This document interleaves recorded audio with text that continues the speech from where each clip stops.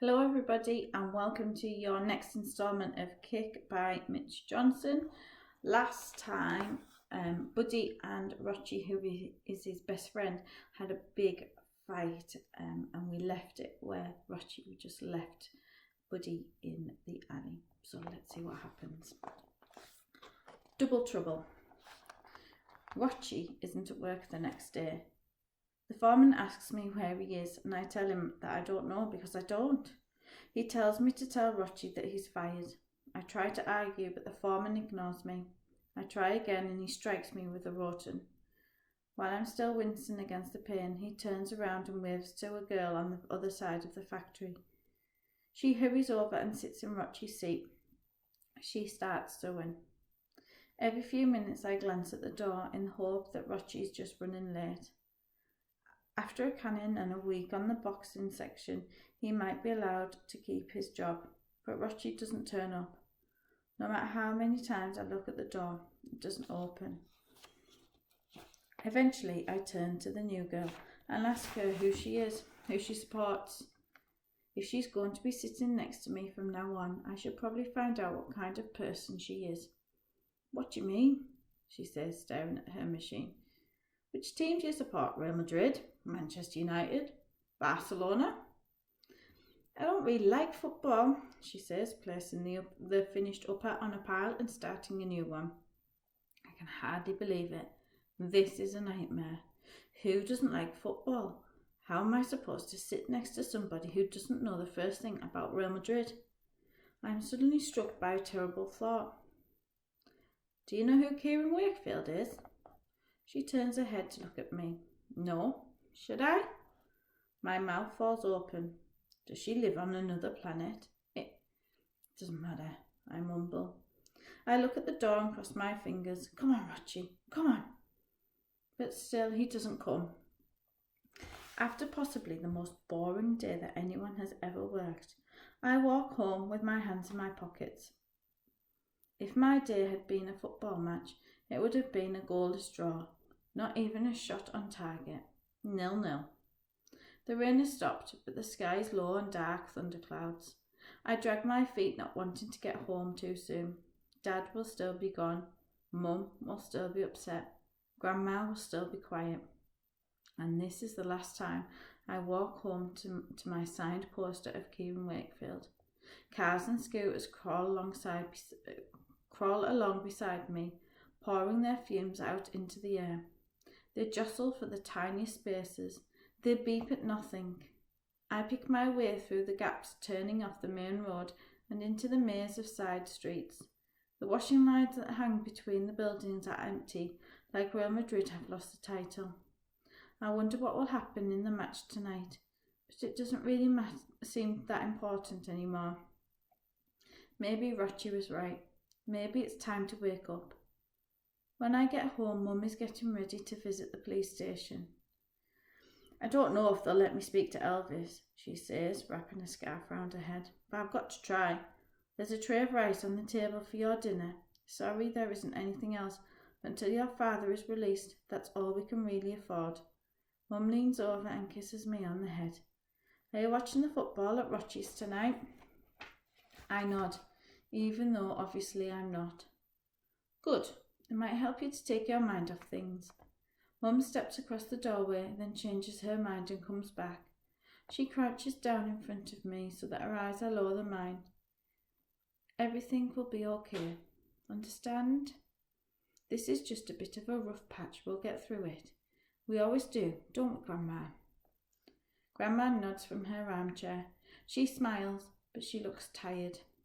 That's right, she says. Everything always works out in the end. Mum stands up and leaves without another word. On the table there are 2 steel trays with a small mound of rice on each. You can have mine, Grandma says. I'm not that hungry tonight. But you've always got an appetite, Grandma. I know, she says, sighing. But not tonight.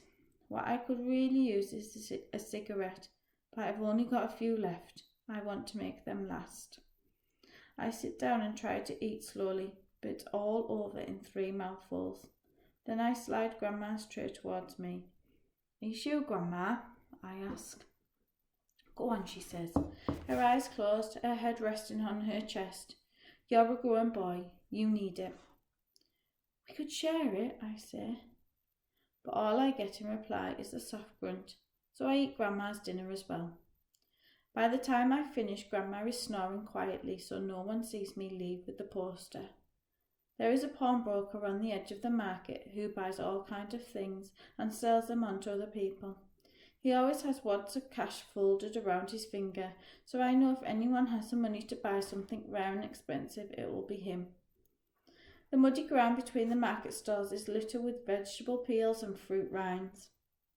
The odd petal from one of the flower stands is trodden into the muck.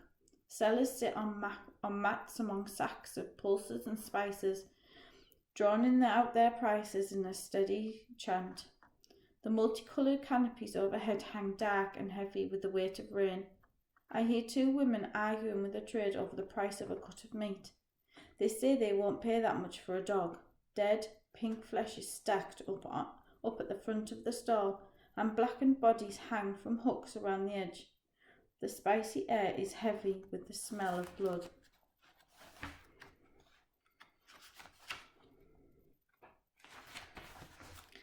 All around, people shuffle through the mud, listening for the price of goods. I notice a group of dirty children about half my age slipping through the crowd, and I clutch my poster closer to my chest. When I reach the building at the far end of the market, there are microwaves and ornaments and bits of clothing piled up on tables outside. The pawnbroker sits at the back of the dim room with his feet propped up on a box of coat hangers. The soles of his feet are black, and his vest hangs limply from his bony shoulders. As I enter, I have to duck because the shutter has only been raised halfway. The room is cool and gloomy, and a radio crackles in the corner. As I approach the man, he scratches his scrawny arm and burps. "What have you got for me?" he asks. Very carefully, I unroll the poster and hold it up for him. "I won't buy posters, kid. Go home." "But signed," I say. "It's worth a lot of money." "Ha! I don't think so. That's not a real autograph." "Yeah, it is, Bapak. I promise. There's even an 11 in the loop, see?" "Look," he says, sitting forward and sorting through the rolls of notes in his middle finger. "I don't have time for whatever game it is you're playing. They print those things by the thousand. That signature will be in the same corner of every copy." I feel tears coming to my eyes, but I blink them away. "You're lying. You just want me to believe it's fake so you can offer me a cheaper price." The man stops counting the notes and stands up. "I don't want your stupid poster, kid. Now get out of here before I beat you." He reaches down for a coat hanger and I quickly duck under the shutter and make my way into the crowd. The tears come again, but this time I let them roll down my cheeks. I lower my head and let myself be knocked from shoulder to shoulder, not caring as my poster is crumpled and torn by the press of bodies. A group of men stand by an electronics stall laughing, and I feel my cheeks grow hot. How could anyone be so stupid? I fight against the crowds, desperate to escape. People raise their hands and shout as I force a path through the walls of body. Someone shoves me and I stumble, landing on my hands. A dirty gnarled foot swings in my direction, and I have to scamper between two stalls to avoid it. I crawl behind a pile of sacks, dragging my poster along with me before getting to my feet. My knees and hands are black with mud, but I keep going. I run down an alley, the dark, slow sky like a roof above me, and I don't stop running until I'm out in the open by a busy road. I double over, my muddy hands on my muddy knees, and breathe hard. The breath catches in my chest and I shudder. I cry properly, like a hungry baby. My whole body seems to shake. Tears blur my vision and I can feel strands of saliva dripping from my mouth. No one on the pavement stops. They walk by, quickening their pace to get past me. I wipe my forearm across my eyes and I stare down at the ruined poster in my hands. Wakefield's pristine white kit is covered in mud. The corner is being ripped off. The autograph is unreadable among the folds and crinkles, and I can't help thinking, standing here in my fake boots, holding a fake poster, Am I living a fake life in a fake world? My hands tighten around the poster, crumpling it even more, and I search for somewhere to throw it away. Then I realise where I am and why the congested road seems so familiar.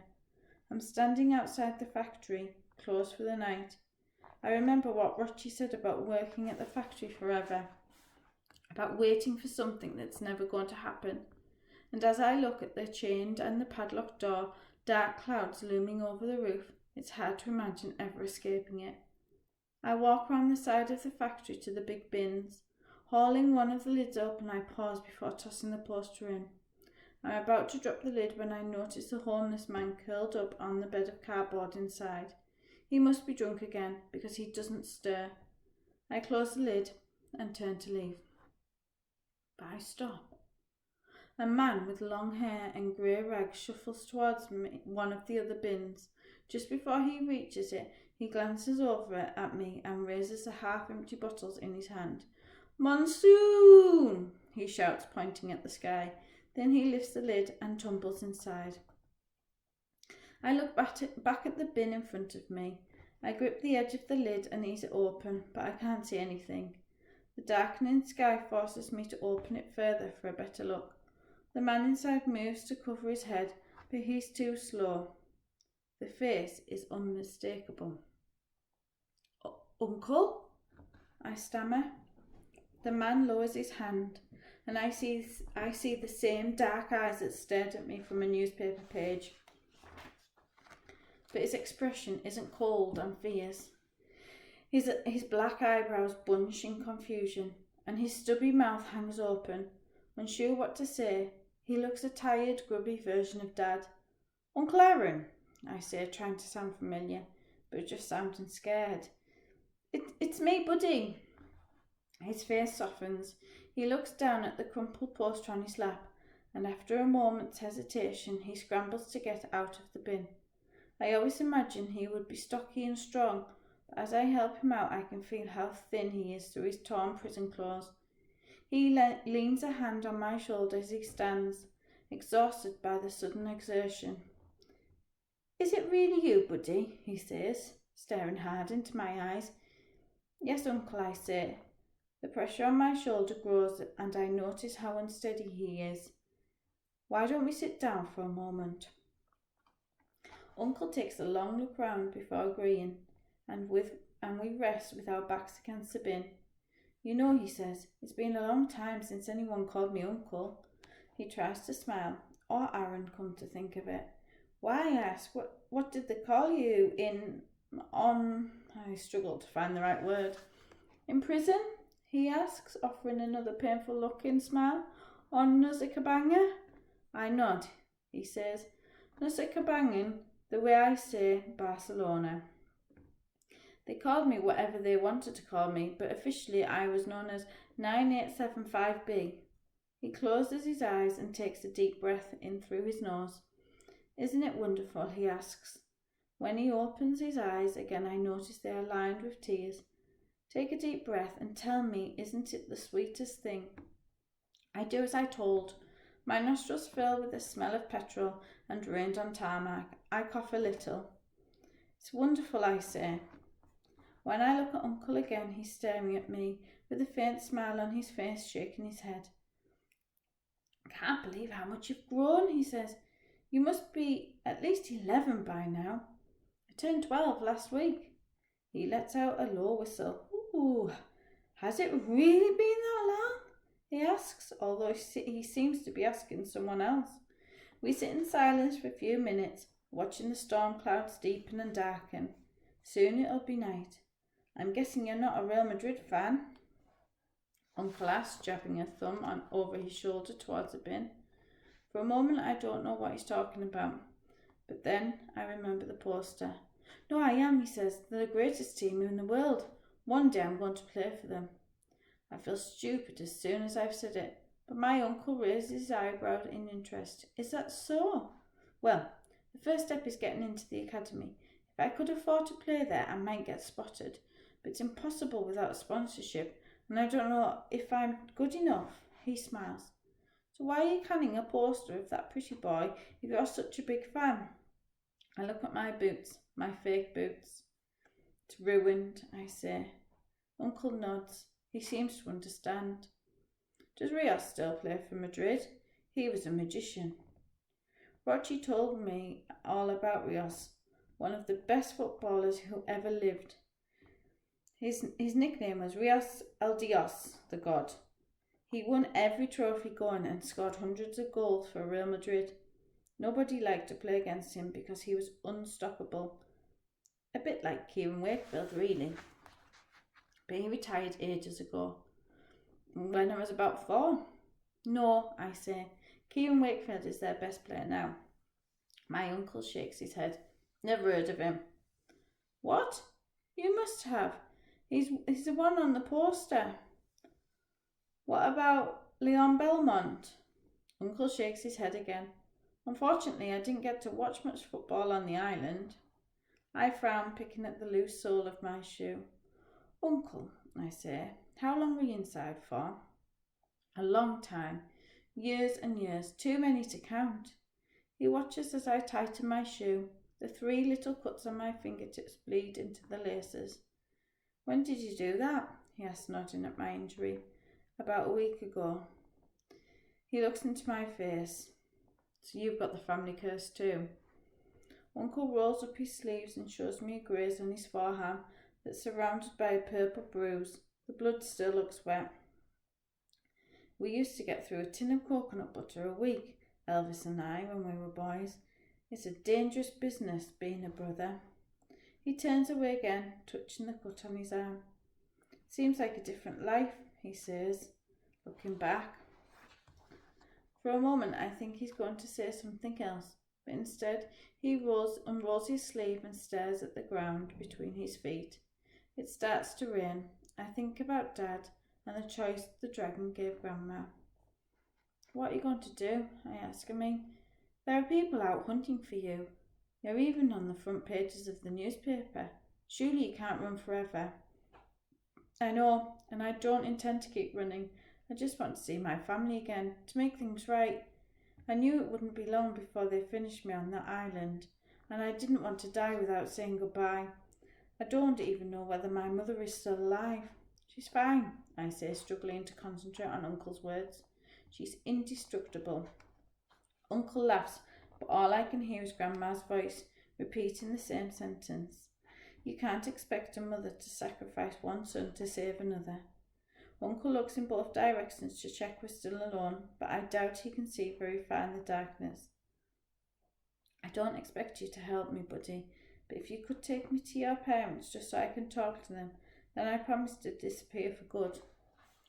Then it's the dragon's voice, calm and insistent in my head.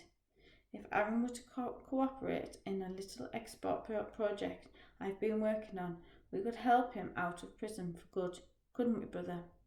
And then I realise that Grandma shouldn't be made to choose between her sons.